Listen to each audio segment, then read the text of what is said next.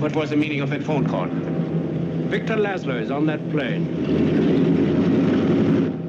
Why do you stand here? Why don't you stop him? Ask Monsieur Rick. Get away from that phone. I would advise you not to interfere. I was willing to shoot Captain Renault, and I'm willing to shoot you.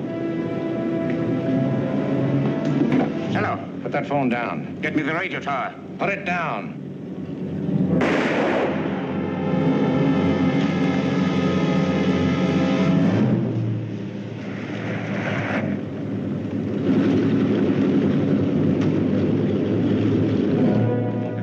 Major Strasser has been shot.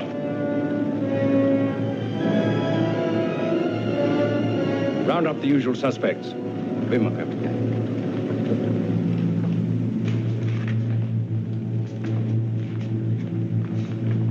Prenez cette voiture. Vous, prenez là.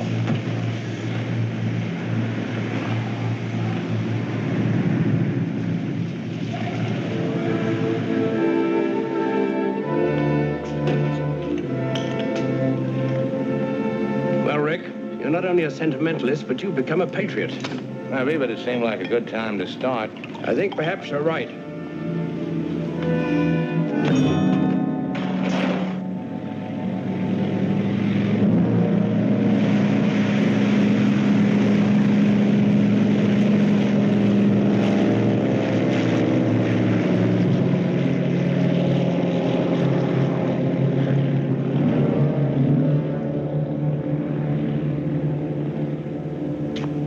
Might be a good idea for you to disappear from Casablanca for a while. There's a Free French garrison over at Brazzaville. I could be induced to arrange a passage. My letter of transit? I could use a trip. But it doesn't make any difference about our bet. You still owe me 10,000 francs. And that 10,000 francs should pay our expenses. Our expenses? Mm-hmm. Louis, I think this is the beginning of a beautiful friendship. The 1942 film Casablanca is one of the most loved films in history. Humphrey Bogart's character, Rick, is a cynical American expat and club owner, while Claude Rains is the corrupt Captain Louis Renault.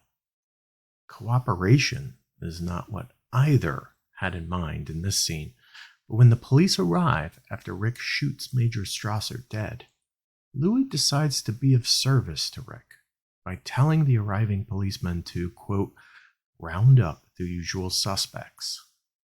What was so important to Rick that he would resort to murdering a Nazi officer in the Vichy-controlled city of Casablanca? Only overcoming his own bitterness and helping his ex-lover and her husband escape the Nazis. As the movie closes, it seems both Rick and Louis may be headed toward friendship and even greater service in rebelling against the Nazis. Helping people is part of our nature, despite what some narratives would have you think, says Neal Woodson. His most recent book explores compassion, the true nature of service, and how they are critical to building great businesses. This week on Next in Q, Neal and I discuss reframing human nature, the science of helping others, understanding compassion versus empathy, the purpose of business, the power of modeling behavior, influencing change from the ground up, and a call to action. Let's get to it.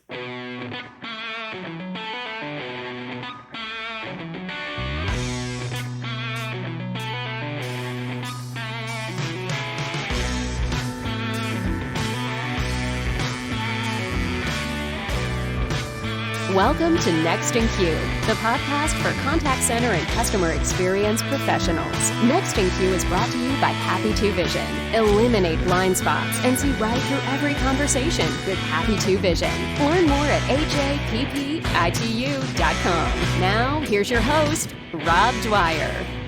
Thank you for joining another episode of Next in Q. Today, I have speaker, teacher, and author Neal Woodson, among many other things. Welcome to the show, Neal. How are you?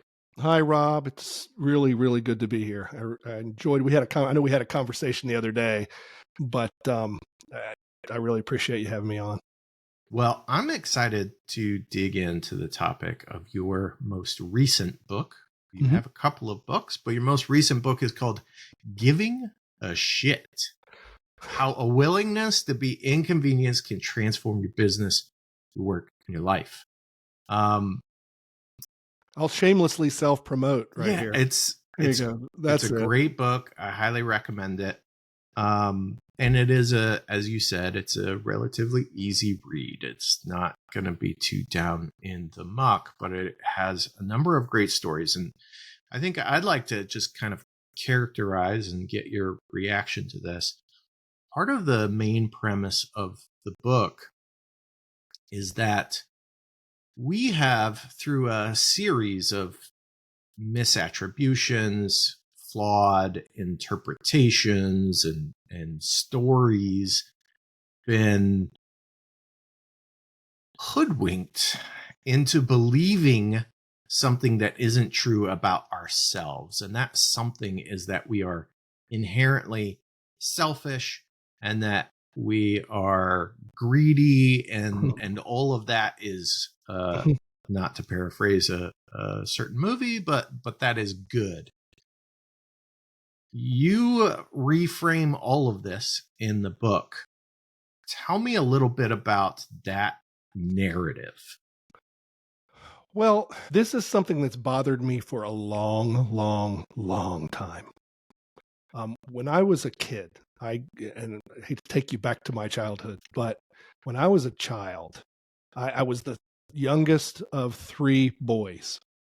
And so I got beat at everything. I lost all the time. We played games, I lost. We did pretty much everything, to the point where my parents would occasionally tell my brothers, let him win. Let him win. Well, one thing that I've noticed in myself is that I suck at losing. I'm a very poor loser. I don't do well in competition. I try to move away from competition when it's possible because of that, because I don't like that version of me. Yeah. Because it brings out the worst version of me.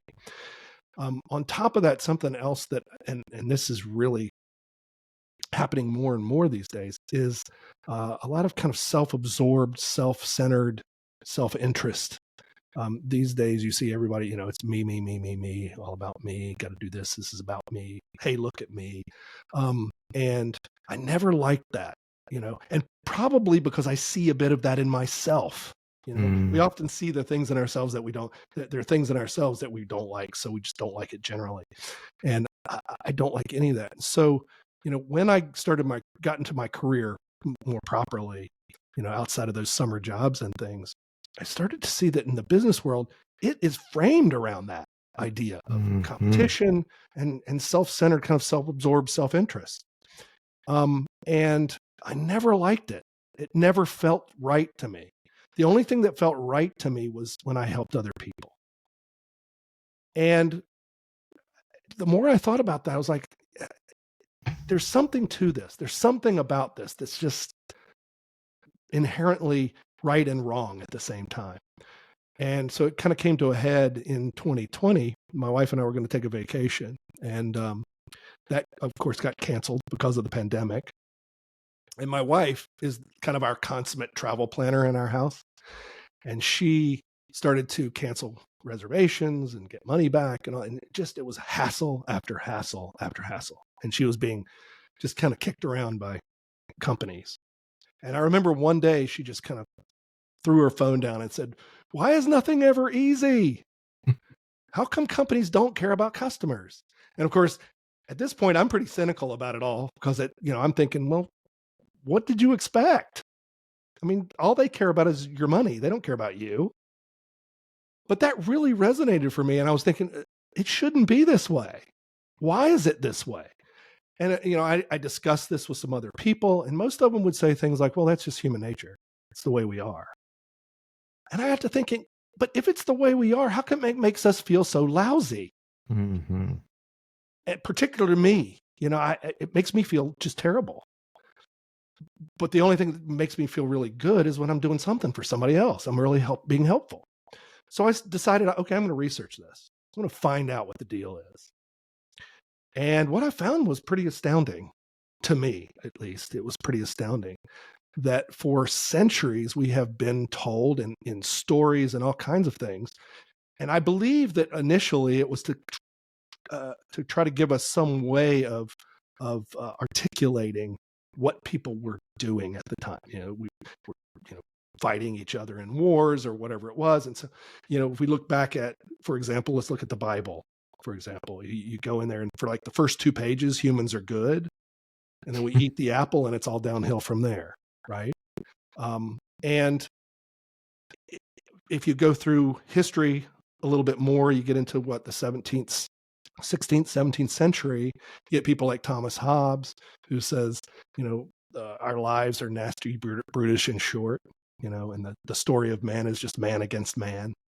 That's the way we are. You roll into the 1800s and you get people like Herbert Spencer, who was a contemporary of Darwin's, who kind of perverted Darwinism and turned it into survival of the fittest, which Darwin never said, by the way. Darwin, if you read what things he said, it was more about the people who will survive will be the ones who adapt and who are more helpful with each other. So if Darwin had said something, it probably would have been more like survival of the friendliest. But that was perverted, and it was given, Spencer did it because he was a white Christian male who was in power, in a power position, and wanted to keep it that way. And so, and what that spawned was a whole lot of bad things. I mean, Nazism came out of that, white supremacists, apartheid, eugenics, all were in that, came out of that seed. And then you have Ayn Rand comes along and writes a book about selfishness as if, it's a virtue. That's a virtue. No one should help each other. You're on your own. You definitely do not want Ayn Rand in a foxhole with you. So we've been told stories pretty much throughout history that humans are bad, we are selfish, we are competitive, but we have to be because that's the only way you succeed. And what I found was in a lot of the research I did was that actually for the first couple 100,000 years of our existence, we weren't that way. We were actually much more helpful. And thank heavens for that, because humans are not the biggest, fastest, or strongest. And somewhere along the line, somebody realized, whenever Ugg goes out to get the saber-toothed tiger, Ugg doesn't come home, because you go out by yourself and you become dinner. You don't get dinner. But when we worked together and helped each other, we were able to go out and land dinner, and bring it home. And that's how we've really survived all these millennia. We have helped each other. I mean, we have created cities. We have engineering feats. We've gone to the moon. We've conquered diseases. Why? Because we've helped each other. We didn't do it on our own. Nobody has done it individually. It's always been with help of other people. And so this story that we are at our core evil, brutish beasts just isn't true. If anything, what I found in the research was that we are both. We are both selfish and competitive, but we are selfish and competitive to survive. We are helpful and cooperative to succeed. Those are two different things. Yeah. And given what I've found about kind of Mother Nature's part in this, she would much prefer that we were helpful and cooperative, because we are healthier and happier in doing that. And there's science behind that. So yeah, absolutely. So let's start there and talk about the science behind it, because you dig into this a little bit in the book. When we help people, what does that do physiologically for us? Well, and please don't, I'm not a doctor. I'm not a psychologist. I'm none of that. I'm just a traveling salesman who just tried to learn more. I always tell people I'm kind of John the Baptist out there trying to preach the word. But what I found was that probably the biggest thing is when we are helpful to others, we get this little chemical cocktail of various hormones and things that we just get a little of that. And it makes us feel really good. And what's even more interesting is it doesn't just happen for the giver, it happens for the receiver. They get a little hit. And to make it even better, when people see it or hear about it, they get a little hit. And in fact, if you go to a movie and you see somebody in a movie do something really kind, you ever notice how you feel kind of warm and really good? There you go. It's Mother Nature's kind of push. It's a shove saying this is the way it ought to be. Do this and you'll feel good. You'll be happier. And there's some research being done that says that we are actually happier when we are serving others, when we do things for others. That's what makes us truly happy. On the other side of it is the health piece. And I found this really interesting. There's a lot of research that's been done that people that are helpful to others typically have lower blood pressure, less heart disease, lower rates of depression, and even live longer on average. And I found this really interesting is that when a doctor gives like 40 seconds of compassionate speech to a patient, like, turns to a patient and says, I'm here with you. I'm going to take care of you. I'm going to do my best to make sure nothing bad happens here. That those patients actually heal faster.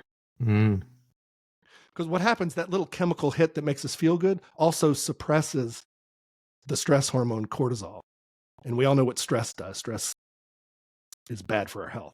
Over the long term, it's good. It's good in the short term. I mean, we need it in the short term. I mean, saber-toothed tiger is running after you. Yeah, you want cortisol. You want some stress. You want to take off and run, right? Right. But living on that is really bad for us. And what we have set up in our society is almost living on that constantly.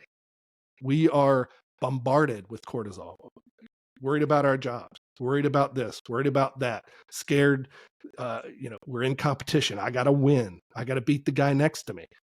All that does is it stresses us out and we get sick. And the antidote to all of that, just let's stop it and be helpful. Be cooperative. Pay it forward, right? Yeah. I mean, Absolutely. kindness can be very, very contagious. But it's not just about being nice, right? Take us into the concept of compassion the way that you broke it down in the book. Well, compassion gets kind of a bad name in one respect. And that is, a lot of people think, that's for church. That's for charities. That's for that stuff. That's too touchy-feely. What are you talking about? Compassion, really? And I didn't set out with this, with compassion in mind at all. It kind of came upon me as the more I did research and more work I did around this. But what I found was the definition of compassion is that it is seeing the suffering or needs of another coupled to a desire to help. So it's kind of an awareness and action at the same time, Yeah. And that makes it different from empathy, because empathy is actually, me putting myself in Rob's shoes and saying, okay, I know what it feels like to be Rob. I know what it's like to, have a bad day in Rob's world, and I can feel that. Compassion I don't have to feel what you feel. All I have to do is be aware that Rob's having a bad day. What can I do to help? That's compassion. And when you think about it that way, and you look at, let's just take business for example. Business really is a compassionate premise. What do we do in business? We consider the needs of our customers, and we help them. And that's compassion. So what if we focused on that? What if we got more focused on that as what we do? How would that change things? So that, I think it would make it a ton better, and we'd all feel better, and we'd be healthier. So that's kind of where I went with that. I didn't get too terribly deep into it, but I wanted to be clear Empathy and compassion aren't the same thing. They're related. And in fact, it's good to have empathy if you can. It can make you even more compassionate. Mm-hmm. But it's not absolutely necessary to be compassionate. Because, for example, I was present at the birth of both of my children. I don't know what that feels like. I can't. Right? There's no way I can know exactly. I know what pain feels like, but I still don't know exactly what it feels like to give birth. But I can see you suffering, and I want to help you. Yeah. So there's a depth to empathy that compassion doesn't necessarily have. But also, empathy doesn't require you to act. You can have empathy and do nothing. Yeah, for sure.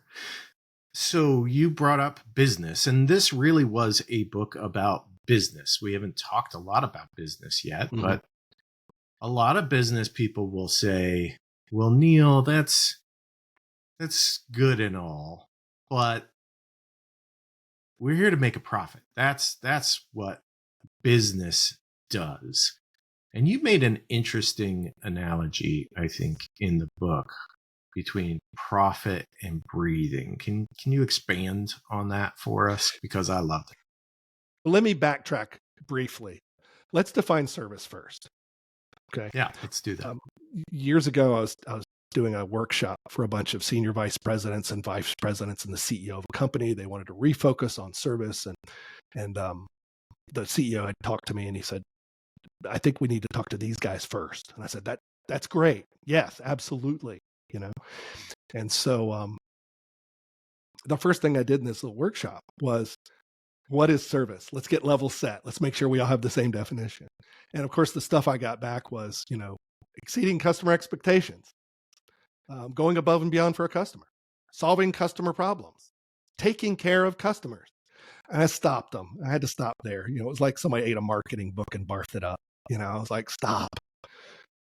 First of all, you have not really defined what it is.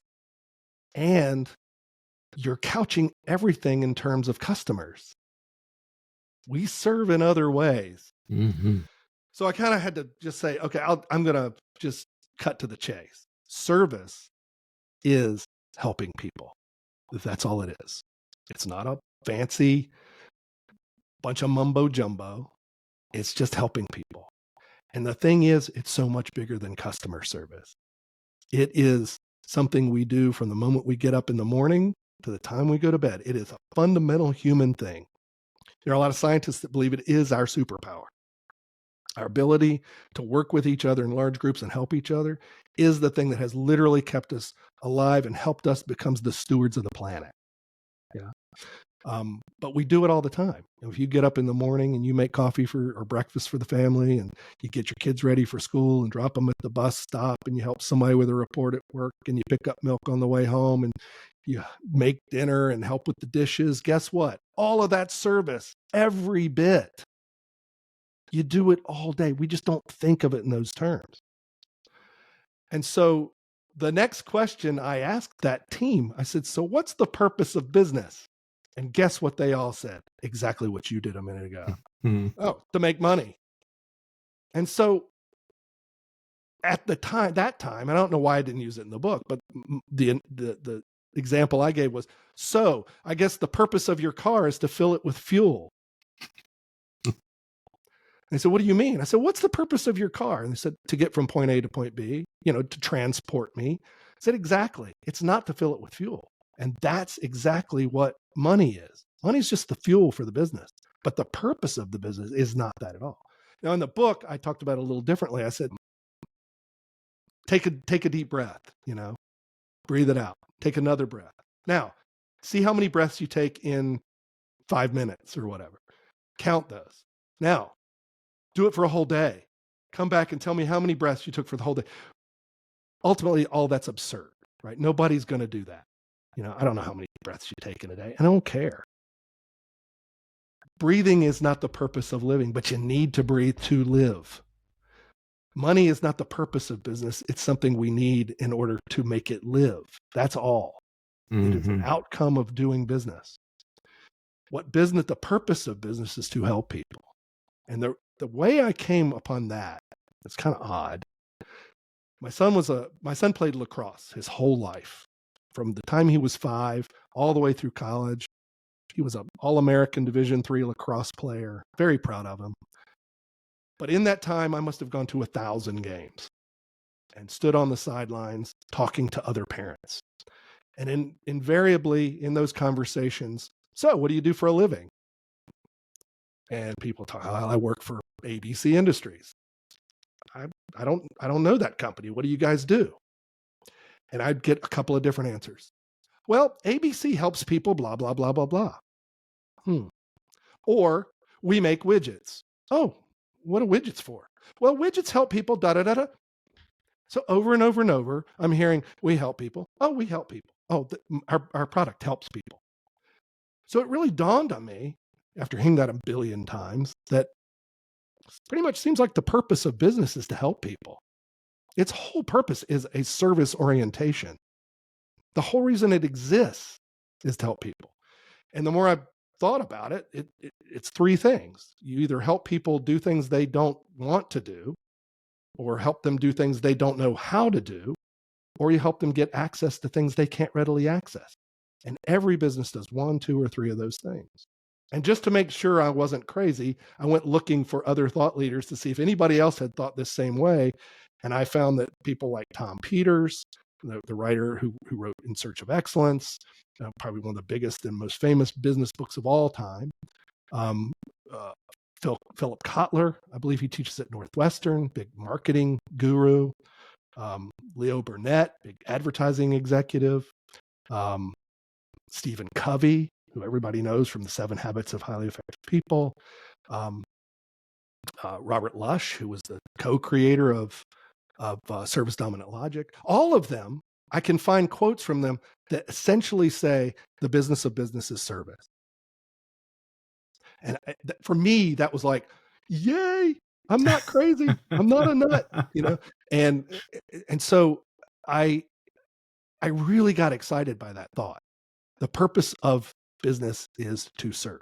In fact, business is just the institutionalized form of what we all do every day, all day. And as part of that institution, money changes hands, but it doesn't change the purpose. The purpose is to help people. And when you think about it that way, and you consider the fact that most people think the purpose of business is to make money, there is a fundamental misalignment. And that fundamental misalignment is, in my estimation, maybe the key problem that causes us to have terrible experiences and get terrible service in places, because you've got a rowboat with people in it and they're all rowing in different directions. Yeah. If you want an organization to work well, everybody needs to be rowing in the same direction. And if everybody in your organization knows that what we do is serve, guess what everybody's working to do better? To be better at service. So that's a huge thing for me. So why aren't people doing that? I mean, why is the message not clear in organizations?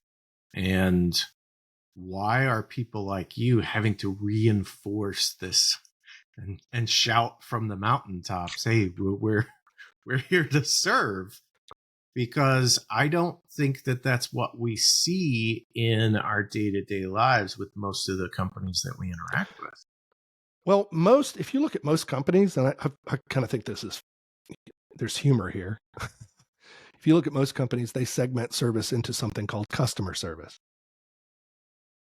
And to me, that's like saying, okay, we have a football team, but the only people that need to practice football are the wide receivers. Everybody else, you do whatever else you do. It's absurd.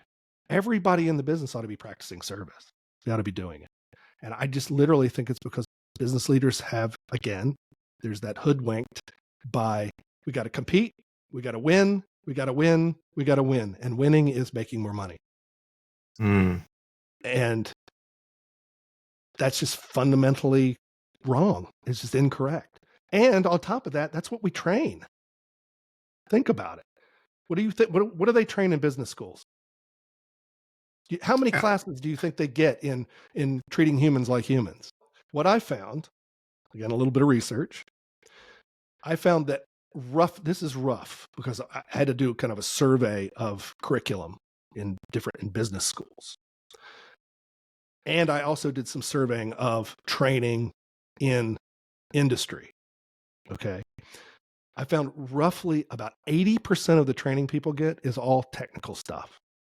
And a lot of that technical stuff is financial, and then it whittles down to whatever you do, whatever your role is. So if you have a certain kind of role, you probably get more of something than something else. But in general, in a business school, it's a lot of financial stuff, strategy, all of that kind of stuff. And only 20% is related to the human stuff. Is that because there's an expectation that you're human, so you should bring that to the table to begin with? I think it goes back to something we kind of alluded to earlier. That's something you should get at home. Mm-hmm. And there was a day when that did happen, when we were getting some of that stuff at home. You were getting mom saying, say please and thank you, say you're welcome, listen to your brother. You were getting that. You were getting some of that stuff. And I don't want to sound like I'm crazy, religious type, but we went to church more. And as part of church, you kind of learn some of the ethics and morals. There can be a lot of bad things you get from that environment. But one thing you do get is typically a little bit of kind of some compassion and listening and that kind of stuff, right? Manners, those kinds of things. We don't do a whole lot of that anymore. And a lot of parents aren't modeling that for their children. And particularly today, you've got people that are everybody, hating each other. And so there's so much. And look at media. Look at television, for example, and how many shows there are that are literally built around people just yelling at each other. All that, Housewives or wherever and all that stuff, all that made up drama. It's all just people who have almost no emotional intelligence yelling at each other about stuff. And so that's what's being modeled. And so where are we going to get this skill to work with humans? We're going to have to train it. Yeah. There is certainly something to be said for the great fooling of the world that reality TV is reality, because it's the farthest thing from the truth. But if you see enough of it, those behaviors will become part of the culture, part of the zeitgeist, and people will start to mirror what they are seeing. Exactly. And you talk a lot about that in the book. So let's talk about mirroring or demonstrating the kinds of behaviors that we want people to mirror. Where do we start? Well, one of the things I talk about in the book is this idea of messages and models and behaviors, right? And that we need messages. We need, and one of the best ways to teach, particularly like if you're a parent, you start out with messages. You start by telling your kids, and I use this example in the book. When I was growing up as a kid, my mom and dad wanted to teach me how to say please and thank you. And somewhere early on, my dad sat down and told me, when you ask for something, you say please. And when you get it, you say thank you. And then my dad was a pretty smart guy. He made sure that when he asked for something, he always said please. And when he got it, he said thank you. So he modeled it. So I saw it. So not only did I hear it, I saw it. And then I was encouraged to do it myself. And when I asked for something, I'd say, can I have some salt? Both of my parents would look at me with that look. We all got when we were kids, probably. And immediately I went, please. And then they would hand you the salt, and I would take it and I would put it down, and my dad would go, now what? Thank you. Mm-hmm. There you go. And after doing that, over and over and over, it became part of my behavior. And I think we have to do, if we want to teach people, we can't just go to a class. I can't just send a whole bunch of people from a call center in the class and say, okay, shake hands and smile. No, it has to be modeled throughout the organization. And this is maybe one of the biggest ideas, or not really an idea, but thoughts in the book, is that what we do inside our house, if we want to have a certain kind of behavior outside of the house, we need to have it inside the house. And that's what I think a lot of things are missing. We think that, well, that's really just for the customer service folks. That's what they do. So everybody go train them on shaking hands and smiling. And when they come back, that's what they're going to do all day. Everybody else, go ahead and fight and do whatever you do. That's BS. Total BS. That doesn't work. You need everybody in the house working by the same rules, doing the same stuff, because everybody serves somebody. And the example I use all the time in classes is, imagine if you are a parent, and if you came home every day and you screamed and yelled at your kids, what's the likelihood that out on the playground they're screaming and yelling at their friends? Pretty high, right? If you want the people on your front line acting and behaving a specific way, they need to see it everywhere else in the organization, from leadership all the way down.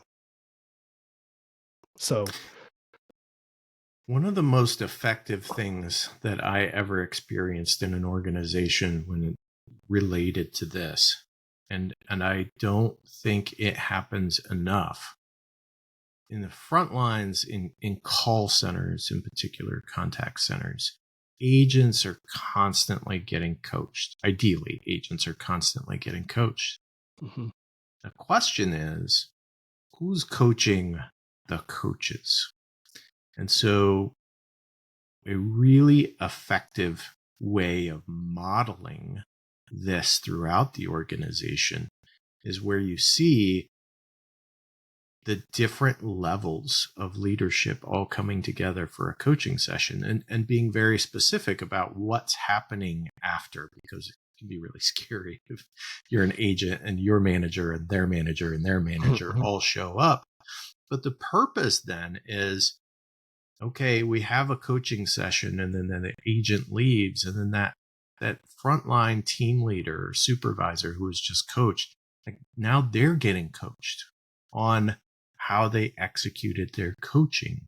Mm-hmm. And then they leave, and now the manager who just coached that team leader, they're getting coached on how they coached. And so that cycle of, hey, we all get coached because that's how we get better at whatever our function is within the company.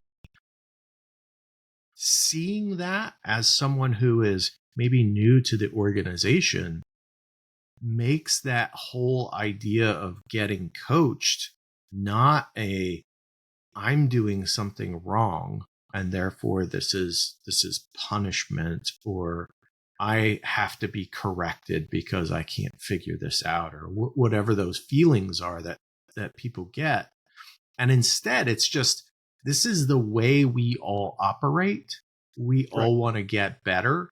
And the way that happens is through coaching. And so we all participate. Right. But that's culture. That's what culture is. It's the way we do things around here. And so when somebody starts out, in whatever business it is, if they have that's their culture, that needs to be pretty clearly spelled out to people. They need to hear that and know, okay, this doesn't mean you've done something wrong. We're constantly striving to get better. We're all trying to get better. And so everybody gets coached by somebody. Yeah. That's the way we do things. This is our culture. So fear not.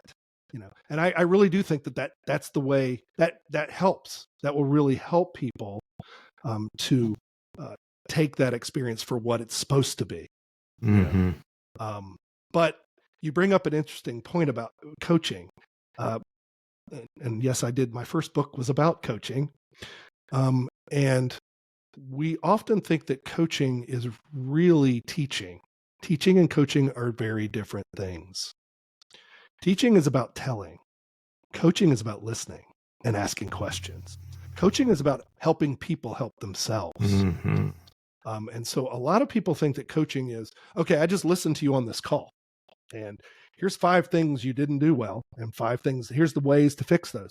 When what really should happen should be, so tell me how you think that call went. What went well? What didn't go well? How should it look? What would great look like to you? What do you think you could do better? How can I help you do that? Notice I never told them one thing in that. All I did was ask questions, because I'm trying to get you to see it yourself. Because when you begin to see it yourself, you won't do it again. Right. You will actually get better. But when all I do is give you a checklist of things that now you have to put on the side of your computer because you didn't come up with it yourself, because you don't really own it now. It's just a thing. It's another thing I got to do. Instead, I can give you ownership by asking you and saying, what do you think? What do you think the problem is? What would you do to make it better? Now you own those things. You've come up with them. So we really have to be clear on what coaching is and how it works for it to be effective. Yeah, you and I could do a whole episode just on that for sure. I know we. All right. Well, I'm not busy next week. Let's talk about the person who is actually that, I'll say, frontline person, right? We know that culture is a really good culture often flows from the top because we need to see it modeled. Yeah. But that doesn't mean that I can't make an impact if I'm in an organization that maybe doesn't have this service-minded attitude permeating through it. Mm-hmm. What can I do if I'm not in the C-suite to make a change? Well, let's be real clear. First of all, walking up to the boardroom and hammering your 95 thesis on the wall of revolution to change the world from a service perspective, that won't work. I mean, it worked for Martin Luther. Well, sort of. Sort of. It was a rough ride. Took a long time. A long time. But that typically doesn't work. So you have to understand that what you're going to do is all by influence. And your influence is first finding out if there are other people who feel the same way. I like to call this building your little army. Not of insurgents, just a little army. But to find out, and there usually are people who feel this way. And don't go to the customer service department looking for them, because a ton of them are in there. You don't want, no, go to other places looking for them. Go to the marketing department, go into whoever, sales departments. Find people who feel this same way and feel like service is a pretty big deal. And it really needs to permeate our company. And I think it would make our company much better if we had a different kind of frame of mind. Great. And then start a book club, I got a book you could read, but there's a whole bunch of different kind of books and things you could do. You could sit down and at lunchtime, just, hey, we're going to talk about chapter 2. Let's all sit here and talk about it, and I know that sounds goofy, but it's a good way to get the conversation started. Mm-hmm. And to find some people who have like minds and want to make change, and then talk about, okay, we've read this book or whatever. What are we going to do? What can we all do in our daily job to just make incremental changes? How can I better serve the person next to me? How can I better serve the people who I serve? I work in accounts payable. Who the hell do I serve? You serve our suppliers. But you serve the entire company. So what can you do to make that better? What can you do to make it better for the people in your role? Yeah. And then to encourage it. You are now the voice. You go out and encourage it. When you see people doing things, say, hey, I saw what you did. That's fantastic. Great job. Well done. And if definitely, if you're like a middle manager, in your next meeting, invite people from some other departments to come in your meeting. Say, why are we here? Because we want to work with you. We want to work with all the different people in our company, because I don't want to compete with you and I don't want to silo. I want us to work together. So I invited some people from sales. I invited somebody from operations. Because I want them to hear what we're talking about, and they can take that back to their department. So you can be the model if you're in that kind of role. Yeah. So there are actually a lot of things you could potentially do. If you were the call center manager, hey, in our weekly call center meeting, I brought somebody from sales in. I want to get their perspective on this. Or I brought somebody from the UX designer guys. I brought one of those guys in here to talk to us about the design of this new product or whatever. But get more perspectives and be the voice of collaboration and working together. So, yeah. I'd like to get your perspective on some recent company news, a company that I think that we've all heard of, and I think a company that was really pretty famous for their service culture for a long time, fueled a lot of growth. That company is Starbucks. And I bring this up because you mentioned coffee in your book, and you talk about how, we can make our own coffee at home, but if we don't want to do the work, which you mentioned earlier about what service really comes down to, if I just don't feel like making a complicated cup of coffee, I can go to Starbucks and I can spend $6-7 on a cup of coffee, and I don't have to lift a finger, really. But Starbucks sought efficiencies. They sought a broader menu offering, and their business didn't see the same kind of growth that had seen in the past. And now they are making some changes, going back to some older ways of doing things. For instance, handwriting on the cups, and whether that's your name or an encouraging message or something like that. I wonder, what's your take on that?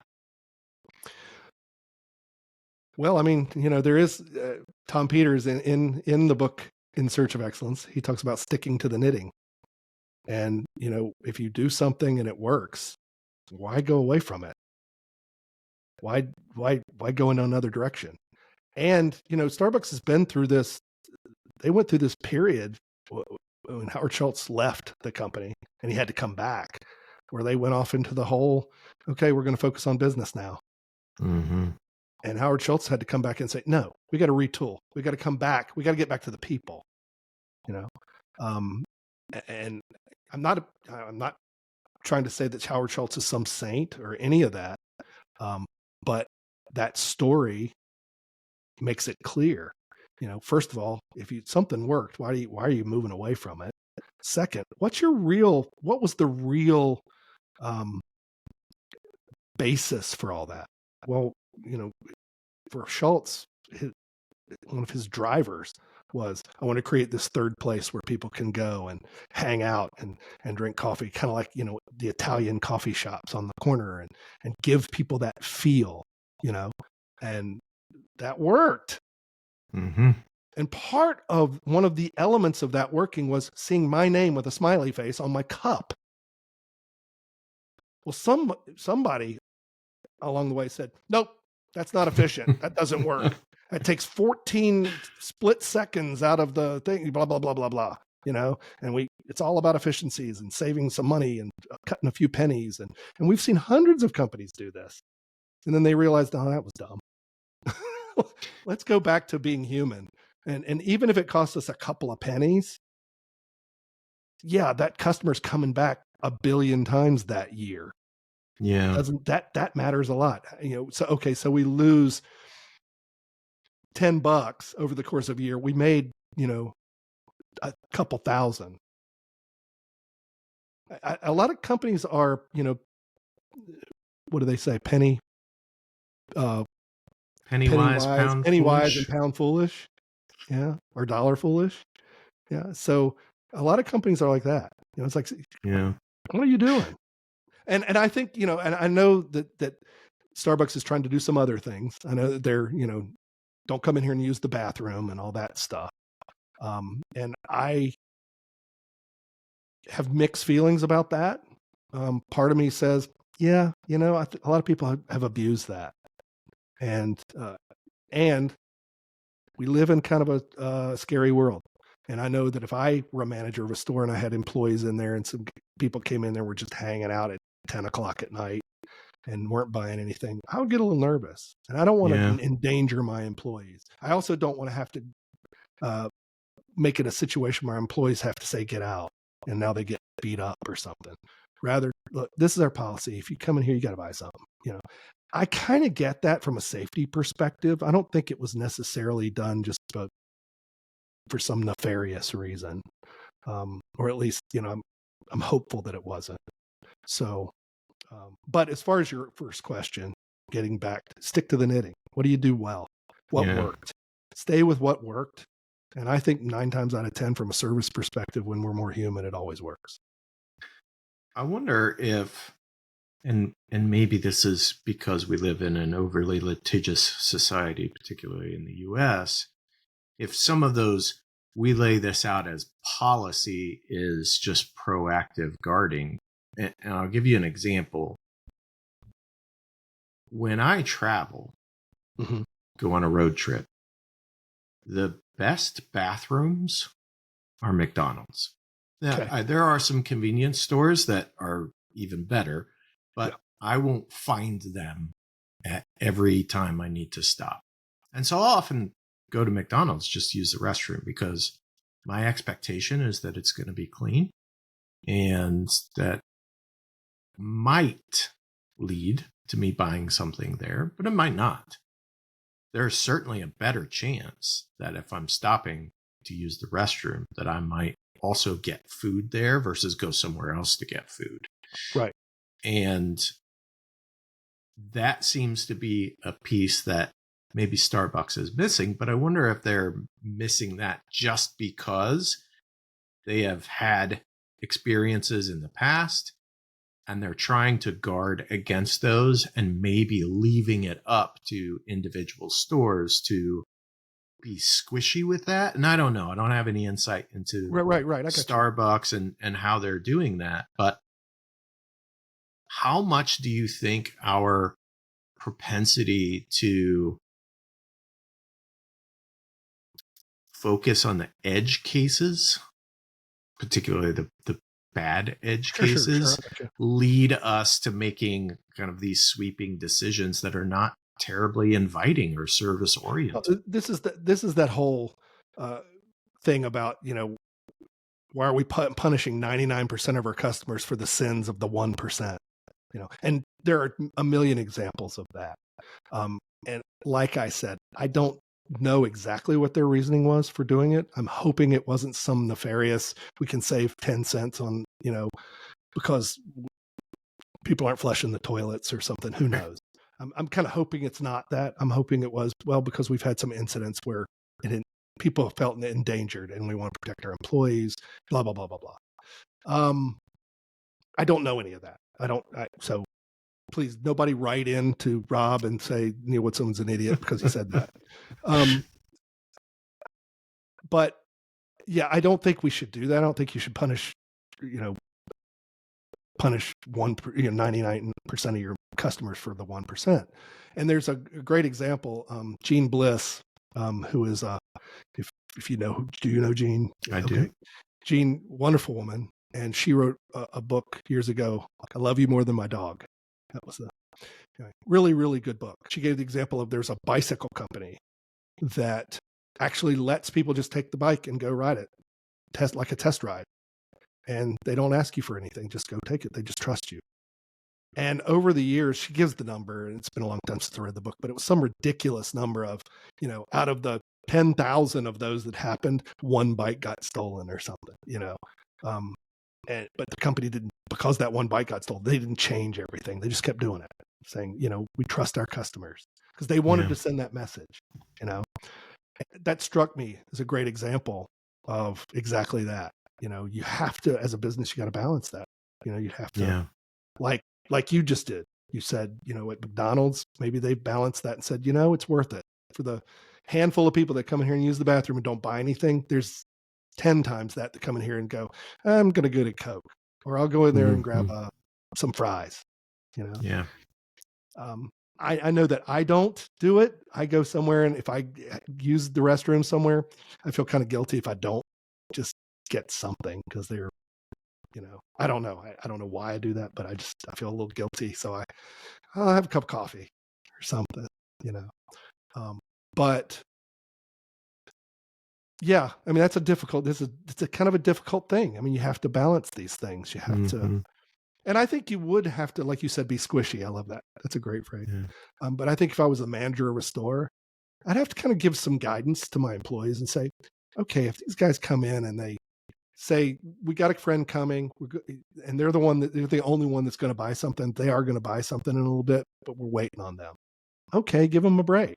But if they stay there for 3 hours and that person never shows up, okay, we got to get out.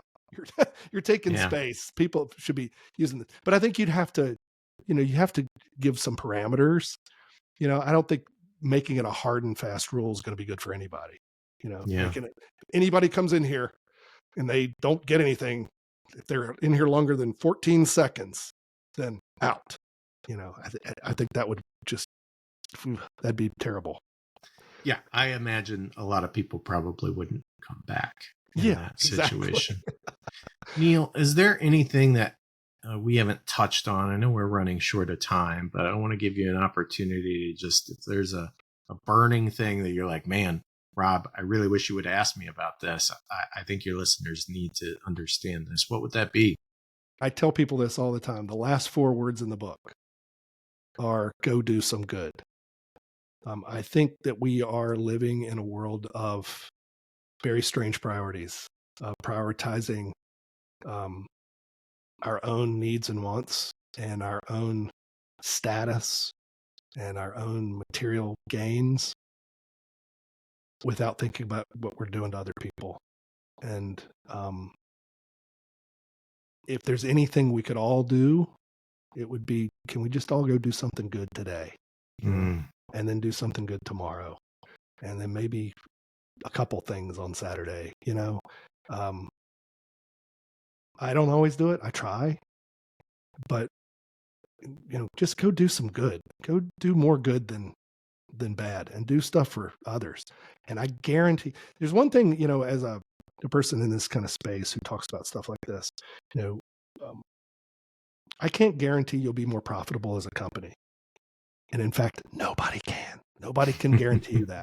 So don't let any consultant or anybody come to you and say, I guarantee you'll make X dollars and I have all the data to prove it. You know what? Guess what? There's about 10,000 things that have to go right for you to be profitable. And one of those is luck. Because I've seen a lot of people do all the right things and they just didn't make it. Lady Luck was not with them. But I can guarantee you one thing, that if you do some things for others and you truly want to help other people, you will be happier and you will have a more meaningful and fulfilled life. I can guarantee that. I absolutely can guarantee that. I love that. So just go do some good. We've got enough bad. Go do some good, and it'll make you feel better.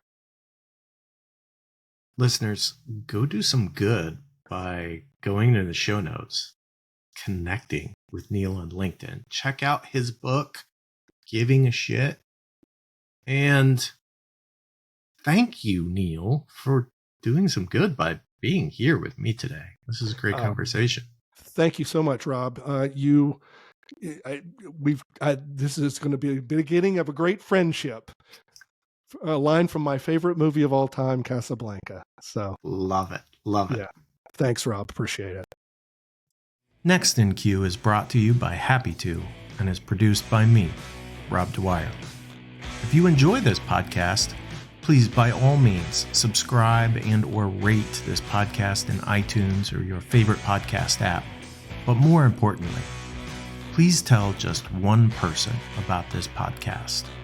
Word of mouth is the best way for people to discover new content. As always, thanks for listening.